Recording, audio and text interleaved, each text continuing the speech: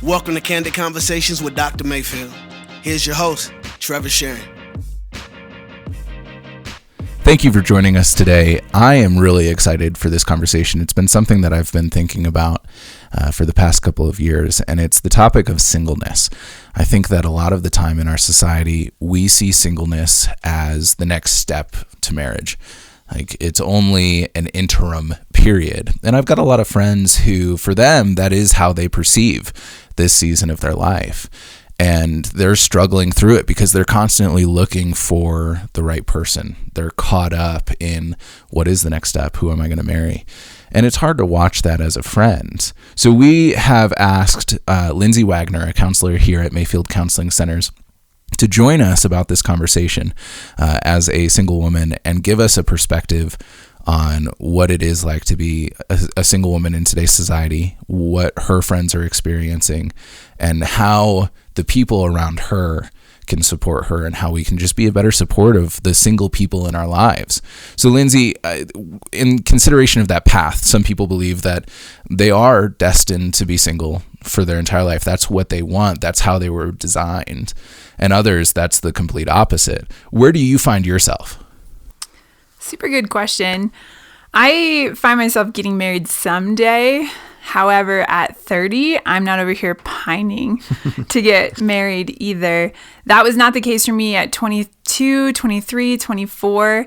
I was in this place of just despair, and just that was the only thing I could look at as the next steps. So I think there's a lot of grace between people that are in that stage of life and just really are pining to get married, and that's what they really want, to the people like me that feel really content in their singleness and feel really good about it. Yeah. I'd be curious. You made not a big leap, but going, 22 and 23, that's all I thought about until I was looking for and all I wanted, to now I'm I'm 30 and I'm okay.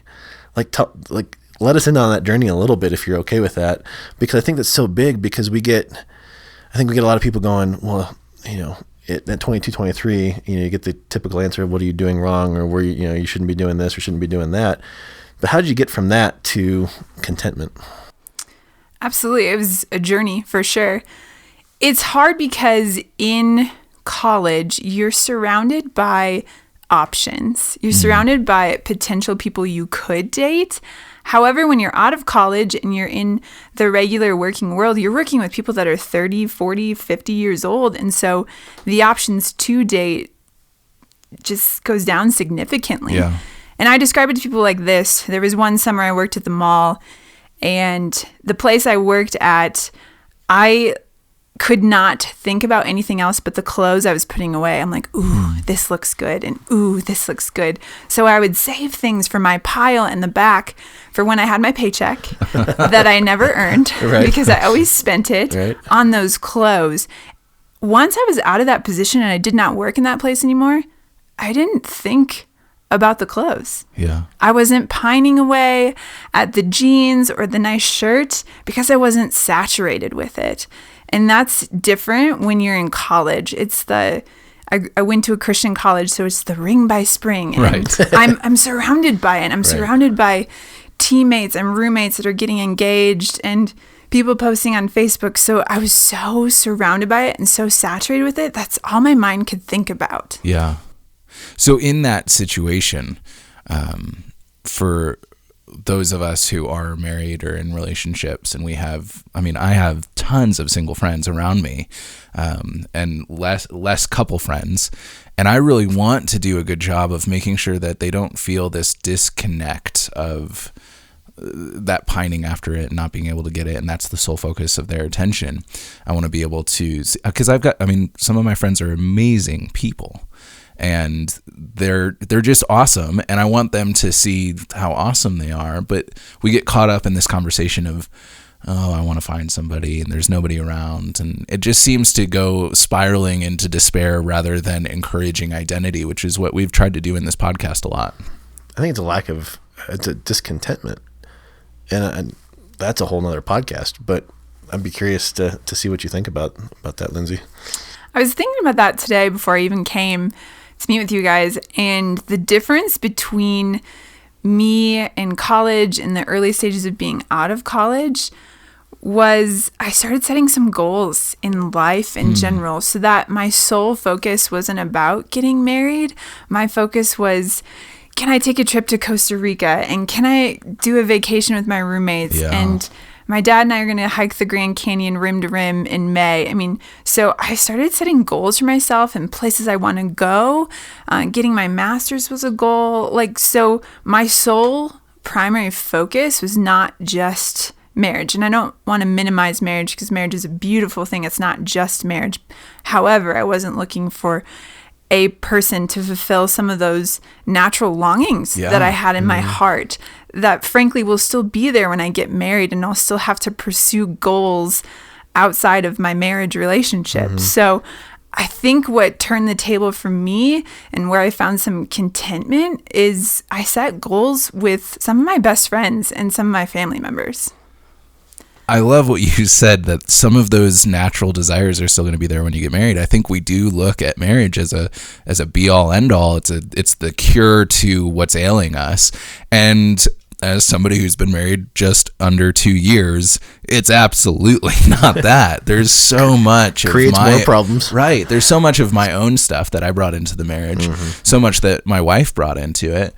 And we have to work through our goals, our dreams, our visions, our downfalls. It doesn't go away with marriage. And I know I went through a season where I was like very purposeful for several years of like, I am not going to pursue anyone. I'm not going to pursue any relationships other than friendships. And I grew dramatically over that time. And there are a lot of people today who go from relationship to relationship to relationship, and they aren't single for more than maybe a couple months cumulatively in their lives. Well, I like what you said too, because it's this idea of, and you didn't say this, but I read between the lines of that my life is not going to stop just because I'm single. You know, I'm making these goals. I have these dreams and these desires. I know so many people, and I think we see a lot of people in our counseling practice, and it's not an accusatory statement, but their life is stopped because they're single, or their life is stopped because they're not in a relationship. And it's we're trying to help them move forward and going, no, there's so much beauty to that Absolutely. singleness. And the question I get asked most being 30 and single is, what do you do with your loneliness? And that's the question I get asked most. And yes, there's periods where you just long to be with somebody. Yet there's also periods where, this is going to sound crazy to most people, I live with 4 other roommates and I love them. And I love that we do things. I mean, we went out for pizza last night and we play games on the regular. Yeah. We go out to movies. St. Patrick's Day is coming up, and we're going to do something for that. And so here's the question I ask most people that are single that want to be in a relationship. Are you willing to be lonely? Because if you're not willing to be a little bit lonely now, you're not going to want to be lonely in your marriage. And you will be lonely in your marriage. And I talk to a lot of college students. I'm like, what are you doing now to prepare yourself for marriage if that's what you want? Sure. And if you're lonely and texting 3 different people, that's not preparation for marriage. And it might not change when you get married. No. And I go back to that phrase in what movie it was, that you complete me, Oh, yeah. cheesy line from, was it, I don't know what movie it was, but that's, if we're not working some of those things out now and preparing ourselves for the future, they're not going to go away miraculously because we get married. Oh, hey, we're not lonely anymore. Like, no, I think in some ways, if we're not working that out, the loneliness gets enhanced in marriage. I'm not married, so I can't answer Right. that question. Yeah. But I would say, we've talked about social media and how we only show the good stuff. Right. I have never posted on my Facebook wall, hey, Bree and I are really upset at each other and we just are going to separate houses to chill with our friends. Take a selfie of you guys fighting or whatever. You don't do that. You do had an amazing romantic dinner with my wife tonight, went dancing. That's the stuff we share. And so all of my friends are seeing this romanticized and beautiful. And I'm not saying it's not that. It absolutely is. But they're only seeing the romantic and the beautiful. They're not seeing the grumpy growling in the morning of they're not seeing that. And so we have given a false picture of what marriage is to those who are single, but also those who are newlyweds, because they expect something. They expect X, and they're getting like A. Well, Lindsey, do you think? Yeah, I agree with that, Trevor. And I think, well, the question that popped in my head is, as a single woman, in your journey from college to today, has the relational or the marriage picture been poorly projected to you? And as you see your friends get married, or as you see people in your life get married, they come back and go, oh, it's not, why didn't we talk about this stuff when I was single? Absolutely. It's crazy. At any time during college and just in the early stages of 22, 23, 24, I had this warped picture of marriage that the man I would marry is going to fulfill everything that I needed. And I'm never going to be lonely. I'm always going to have a companion. And I personally like to work out, and he's going to work out with me, and he's going to be emotionally intelligent. And like, I would put this false expectation on somebody that I was going to be with. And yes, social media does not help. And as a single person, I intentionally take breaks from social media because I can't. I can't always be on it. Spring break, I don't get on it because I don't need to see, personally as single, I don't need to see some other single girl in her bikini. Over Christmas and Thanksgiving, and sometimes in the spring when I see a lot of people getting engaged, I just don't get on it. I delete the app off my phone. I don't delete my account, but I delete the app off my phone just to help myself out and be like, all right, Lord, someday. However, I'm just not there, and that's okay. Yeah. So I just help myself out. I think it's healthy to delete things every once in a while. Well, healthy boundaries, and this whole idea too. And we're not putting yourself in those situations where the pining could come back. I mean, I'm sure it does come back at times, but not where it's that, like you said, like your analogy of being in the clothes store, where it's always on the forefront of your mind. So we've talked a little bit about your interactions with other single people and what you've told them. What encouragement would you have for a listener of this podcast who maybe is in a pining season or not? What's the encouragement for them? Find the beauty in singleness. There are so many things that you can do now being single that you won't be able to do while you're married. In the sense that being single, I don't have to worry about making dinner for anyone else. I don't have to worry about sharing my finances with anybody else. I don't have to worry about checking in with somebody. I'm not doing extra laundry. I'm not trying to get kids up for school. So everything is beautiful in its season. And while being single, I love going to the gym, and I love going skiing, and I love reading what I want to, and I love my own bed. I can have the whole bed to myself. I mean, there are just things that I have learned to flip around and enjoy. And then truly kind of what I said earlier, just finding the willingness to be lonely. That if you're willing to be lonely during this season and really pour into yourself, pour into your relationship with the Lord, if you're spiritual or not, just doing some of that stuff will only benefit you in the long run. Well, and it goes back to, I think, what we talk about a lot here in this podcast is, what is it going to be? What would it look like to be old friends with your loneliness? And so it's not a scary thing. It's maybe not an easy thing, but it's not scary. And you're like, oh, that song,